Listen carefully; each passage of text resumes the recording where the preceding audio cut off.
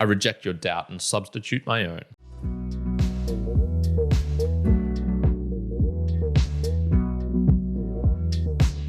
Welcome, Mere Mortalites, to another round of the book reviews. My name is Kyrin, host of the Mere Mortals podcast, but also this one where I dive deeper into the books that I'm reading to give you the juicy information within, to extract some themes you might not have realized, and also to do a bit of meta-analysis on the book itself. Indeed, we do have Merchants of Doubt by Naomi Oreskes and Erik M. Conway, with the subtitle, How a Handful of Scientists Obscured the Truth on Issues from Tobacco Smoke to Climate Change. So this book was published in 2010, and it's about 300 pages in length. Took me probably about 8 hours to get through in total, 375 if you include all of the notes and associated links right at the end. It is a historical recount of the scientific debate regarding the effects of smoking, of the DDT insecticide, of chlorofluorocarbons, and of burning fossil fuels into the atmosphere and what will happen from that.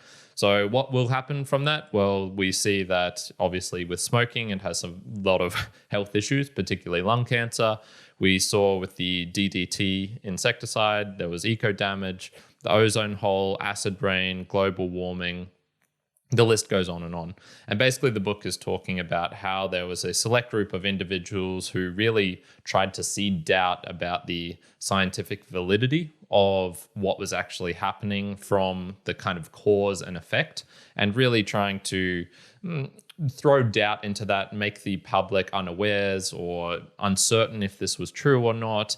And they were backed by big money. And so we can see, there was a real incentive for them to be doing this. Within this book, as it is a historical account, you will not find data, you will not find graphs or charts. I think I saw one graph in there in total.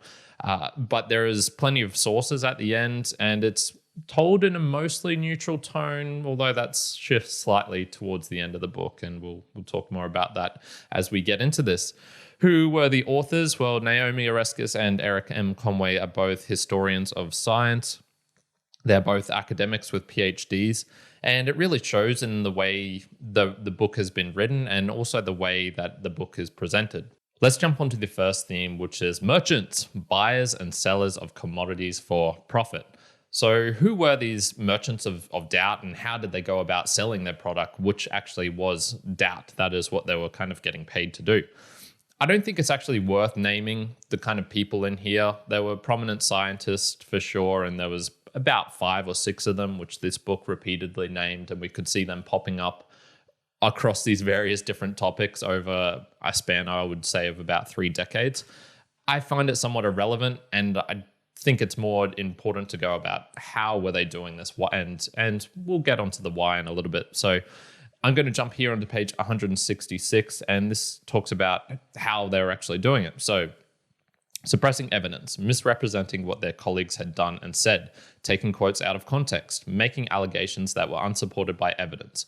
One claim in particular was repeated several times in the Forest report on secondhand smoke, that of a prominent epidemiologist who had allegedly said of the EPA work, yes, it's rotten science, but it's in a worthy cause. Did anyone ever actually say that? Maybe yes, maybe no. There's no way to tell because it was given without attribution. So these were the sneaky things that these scientists were doing to try and contradict the weight of evidence that was against lung cancer and smoking and things like this. They would try and obfuscate what the actual real problem was. They would ask questions in the media which were designed to be somewhat hard to actually know if it was true or not. They were really trying to create this doubt, this uncertainty as to whether there actually was a strong link between, let's in this case take the use of smoking and also of the rise in lung cancer. So we see on page 18, this was some of the questions that they would be asking. Why do cancer rates vary greatly between cities even when smoking rates are similar?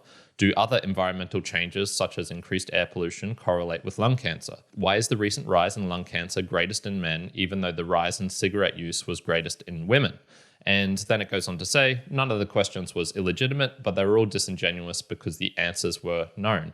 So for example, why, even though more women were starting to smoke, was the lung cancer rates rise greatest in men, is because there's an offset and because it takes a long time for the cancer to actually show. So all these women who were now starting to smoke more, you wouldn't see that for another decades at least. So we can really see, okay, they're starting to do some like dodgy little things here. And how they were doing this was because they were pretty decent marketers. They actually knew how to get into newspapers. They knew what type of things that people would pay attention to. They knew what type of language to use. They would kind of use some of the laws in the US, and this is pretty much all a US dominated book. They would use some of the laws to say, no, there needs to be fair debate, which was originally from some of the radio station laws, I believe, because with radio stations, there was only 3 or 4 of them. And so they actually had to give equal airtime to opposite sides of a political issue or a debate. And they were kind of using this in a way with newspapers to say, no, you have to kind of give us equal time as well to present the opposite side of this, even if it wasn't necessarily worthy of an actual debate. They would also use their power as well. A lot of these scientists were these people who were very prominent due to their work as nuclear physicists or people like that during the Cold War era, and who were very critical in making that atomic bomb, for example, which gave a lot of power to the US. And so they were kind of highly established because of their expertise in an area which wasn't necessarily related to the environment or to smoking or to insecticides and things like this. So why? Well, this is where we start to get more subjective. Why were these merchants sowing this doubt? And this is a classic tale of this book. It goes from, I think, rather rigorous to a lot more subjective as we go on to it. So money was one of the reasons we could see that there actually was backing. The industry groups like Philip Morris, these big smoking tobacco companies, they would pay to get science done, and the science was valid, but it was also heavily slanted to kind of prove things. They would pay for studies of how lung cancer could perhaps be explained by more particulates in the air. So it's not necessarily related. It's kind of just trying to obfuscate, trying to bring up this doubt. There was Cold War ideology. It was a lot of these scientists, these particular ones who were fighting against the mainstream narrative, or the mainstream science, I guess you'd call it. They were the ones who were very much of this Cold War ideology, and this had to do with markets and regulations. And they thought the environmentalists, they were the new communists. They're kind of like watermelons.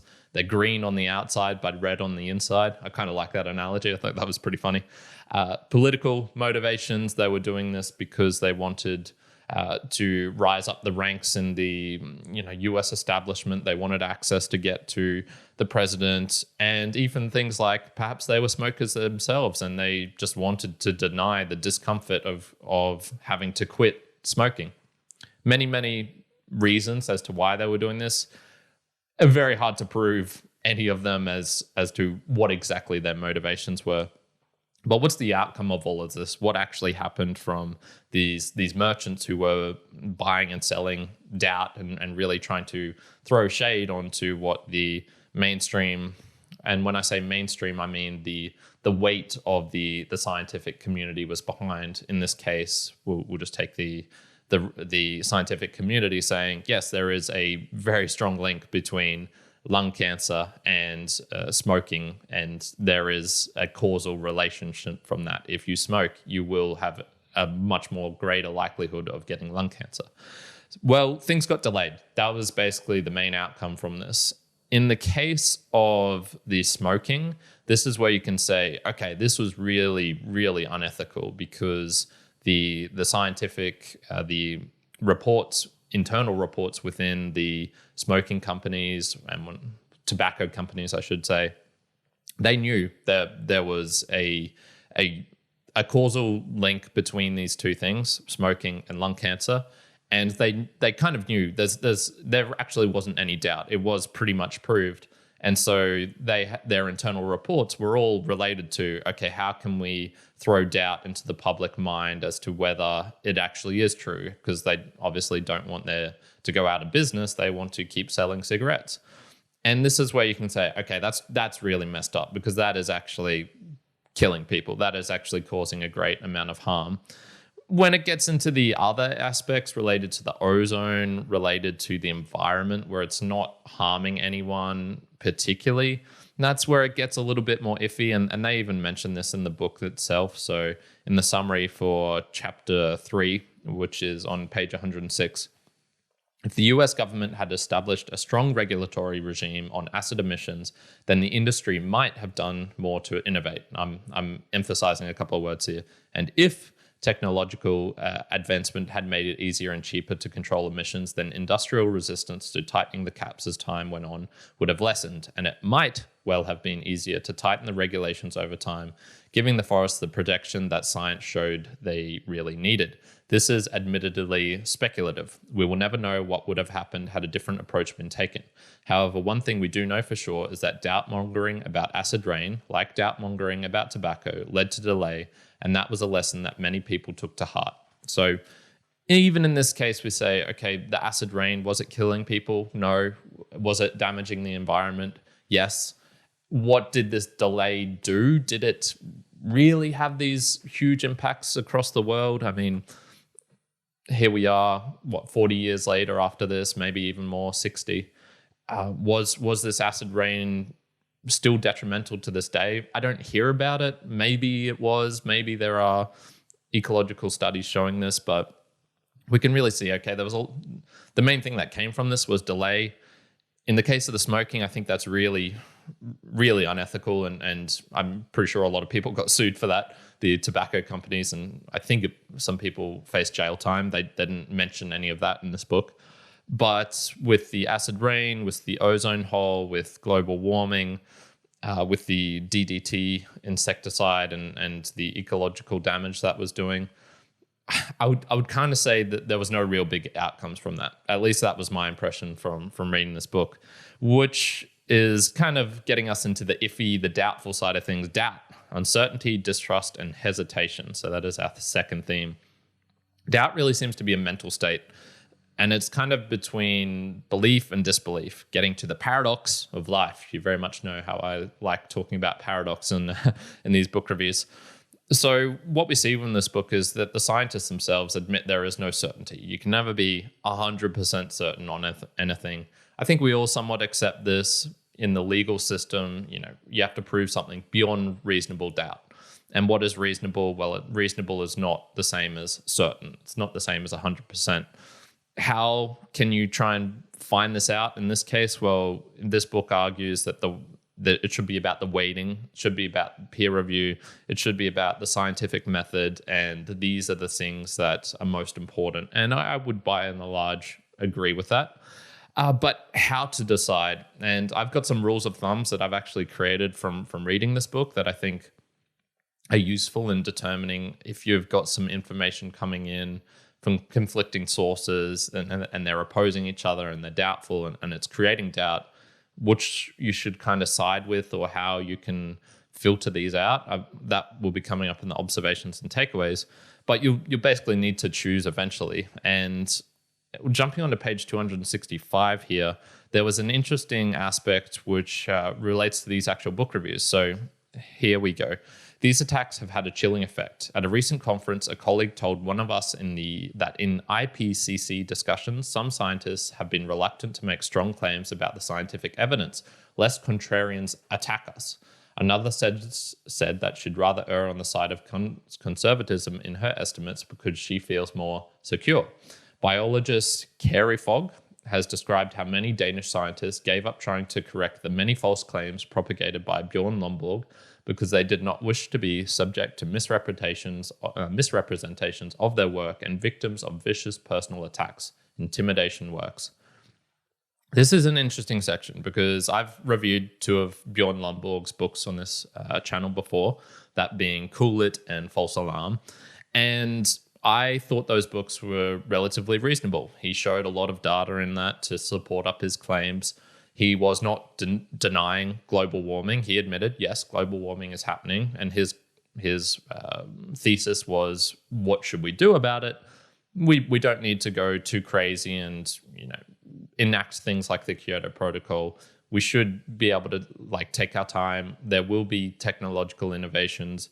The modeling of these sorts of things far out into the future are not so great. And we've kind of seen this with claims about population in the past and how, overpopulation would lead to all of us mass starvation. That never happened. About how sea levels would be rising. That never happened. Before global warming, it was actually global cooling for a period. We're going to go into an ice age and it's humans' faults. There's all these sorts of things. And this is where I go like, well, who should I read? Who should I believe? This is so hard. This book is claiming, and it had in this particular section, it was saying not just this one, but a couple of others, that Bjorn Lomborg was one of these scientists who was throwing doubt.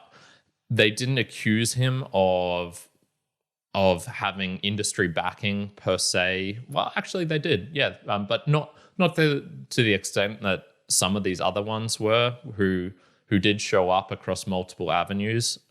Bjorn Lomborg, as far as I know, was really only related to the global warming and perhaps a little bit about the DDT insecticide. But once again, it's kind of like, well, I've read this guy's stuff. I found it relatively convincing. I've read this book. It's also kind of convincing, but then this is getting into my own doubt, which was, unfortunately, this book really strays into other things. When I was getting towards the end section, I'm like, wait, this isn't really about doubt anymore. This is getting into completely other topics. So going to the contents page here, we've got things like, in the conclusion, of free speech and free markets. Okay, I'm not really sure what that has to do with the merchants of doubt. On the epilogue, it was a new view of science, and then some of the little mini chapters inside of here. Do they have ones there? No. So for the other section, it was techno-fideism. There was one which was saying, can technology save us? Market fundamentalism and the Cold War legacy. None of this stuff had anything to do with what the book was meant to be about. And so this is where I'm going like, well, okay, their outcomes were regulation good, free market bad, techno-optimism, i.e. things will be able to be solved in the future because technology and innovation will get us out of problems that are potentially looming. But that's kind of bad, and experts are good, and experts are what we should believe in. And I was really just going like, okay, well, this is where my own doubt comes in. I reject your doubt and substitute my own. I'm kind of doubtful about a lot of what they were claiming towards the end is good and is bad, because it really wasn't it really wasn't anything to do with what I thought I would be reading about in this book, which was very much the case at the start of it. So this gets me into my own observations and takeaways. Why was I kind of doubtful towards the end? Well, a lot of it was because of their own methods in this book. Even if you just look on the front and back cover here, we've got featuring new forward by former Vice President Al Gore.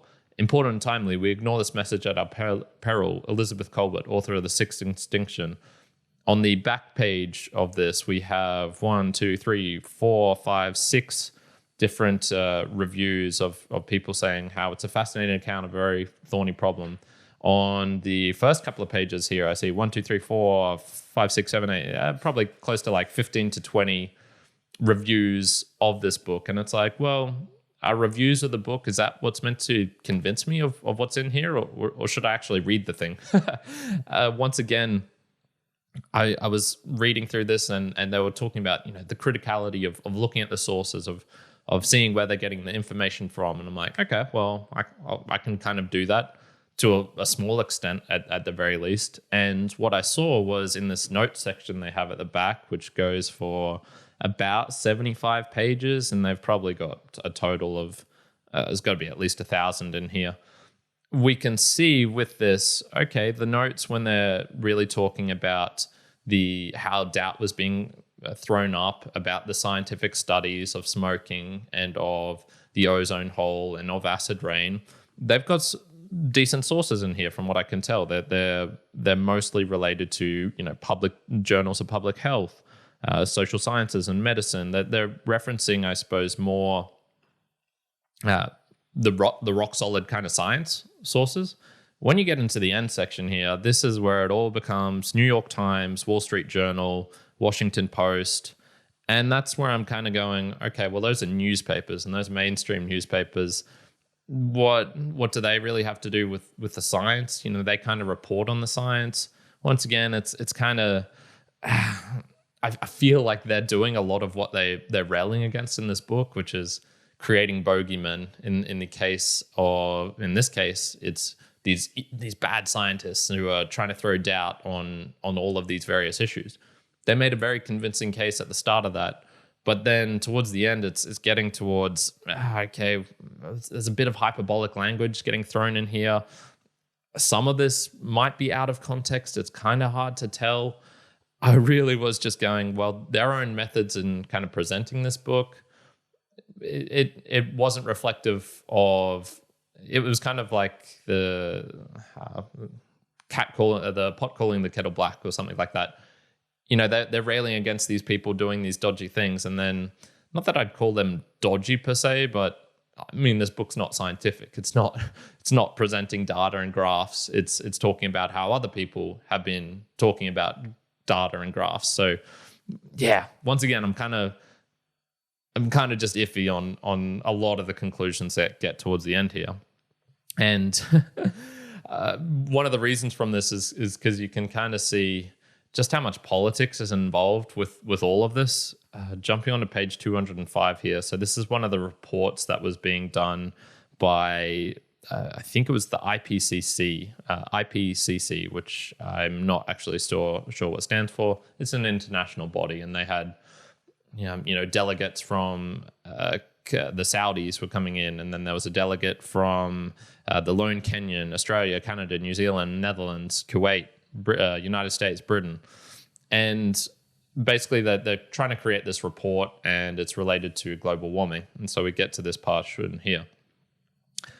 A bit of a shouting match ensued, and Houghton had to intervene, effectively tabling the issue while the working group finished negotiating the summary for policymakers. There, the entire issue boiled down to a single sentence, in fact, an adjective drawn from Santa's chapter.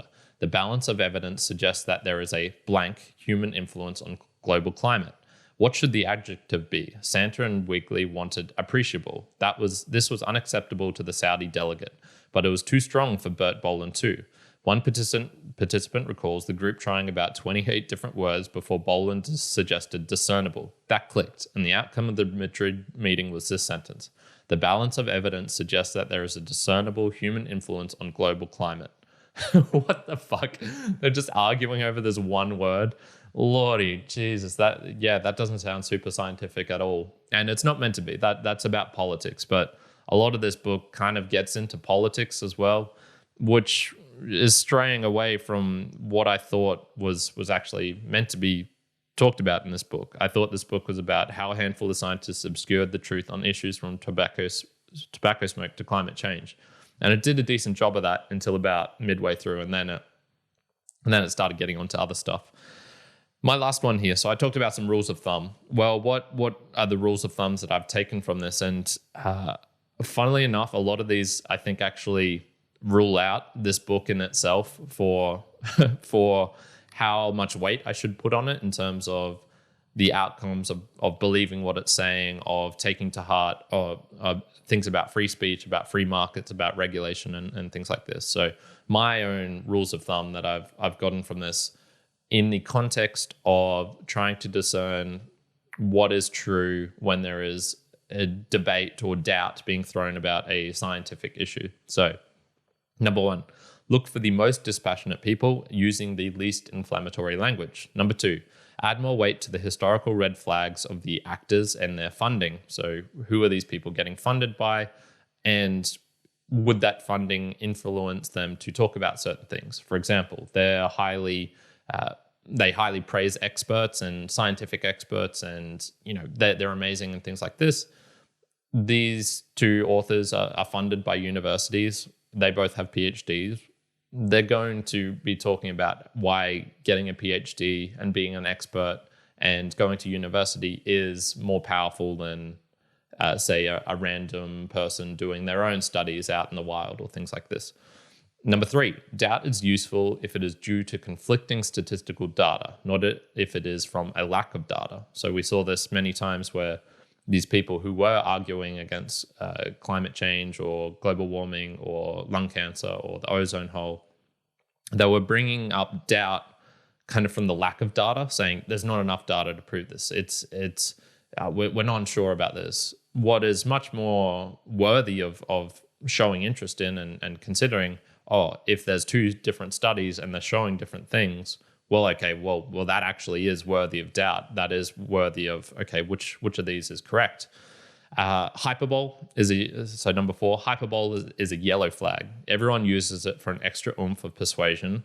But for example, apparently Bjorn Lomborg called Rachel Carson, who was the lady who really brought to attention this DDT insecticide and how it was causing harm, not to humans per se, but more to the environment, accused her of being a mass murderer and guilty of genocide. Well, that's exceedingly silly. That's definitely a yellow flag for me against Bjorn Lomborg. On the other side, these people in the book were condemning a report for the radical recommendation to do nothing in the face of CO2 and global warming. That to me also seems rather unreasonable. I don't see anything particularly wrong with if there is doubt, or say there is something which you can actually see, global warming is happening. Does that necessarily mean we need to do something immediately about it? Is this actually a problem, or is this just a phenomena? I don't think it's radical to say we're not going to do anything just right yet. Let's kind of see a little bit. Let's maybe wait a couple of years and see. Has the sea risen 3 years and 3 meters in the decade that you were claiming it was? Well, no, it hasn't. So maybe it was okay to not install dikes and to completely change our economy from fossil fuels at this very moment. And the last one here, equal distribution to start with, but gradually choose a side, but only on that particular topic. I think that's probably the best way. So, it's good that I've read this book, and it's also good that I've read Bjorn Lomborg's book, and I can kind of have a look at both of them and see, on global warming, which side should I kind of argue with or agree with, or another person. The point is, I think it's good to start with an equal distribution of information coming in, gradually pick a side, and you're going to gradually go into one camp because you'll find some evidence convincing. The trick is to not let that then camp influence you into other things. And so it should only be on that topic. If you now encounter a new topic, such as the efficacy of wearing masks, for example, as happened with COVID in these last couple of years, none of your decisions based on is global warming a thing? Do we need to do something about it right now? That should have nothing to do with your investigation of the efficacy of masks. And the thing is, this is where it gets political, and why I actually kind of dislike this book a bit, because it got into political things. It started to get into that you got to be on, if you're on this camp, this thing, markets and regulations bad, and environment good, and this thing here and this, and it just got into this aspect where it felt unnecessary, and it also felt kind of a side topic. I was expecting to learn more about scientists throwing doubt and how they did this, and then you're talking about regulations. I don't see the link here, and that's cool if you want to talk about that, but do it in a separate book, not related to what your subtitle is here. So those are a couple of my regulations, and to be on my own rules of thumbs, I should say, not regulations. And if I take those rules of thumb and I look at this book, it doesn't really pass a lot of them. A lot of them actually go, there's a bit of hyperbole here. Their funding, what they care about, is going to influence their decisions. Did they use the least inflammatory language? Not particularly. I'm very iffy. So getting onto my own summary, it started solid, but definitely slid into opinion.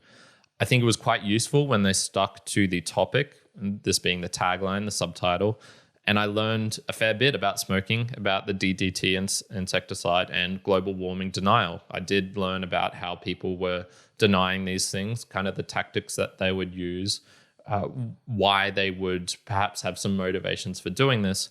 But then personally, I would only recommend reading really the first half, maybe even just the first third of this book, because the second half, second and final thirds, it becomes rather more subjective towards the end, is what I would say. It becomes less about science and more about politics.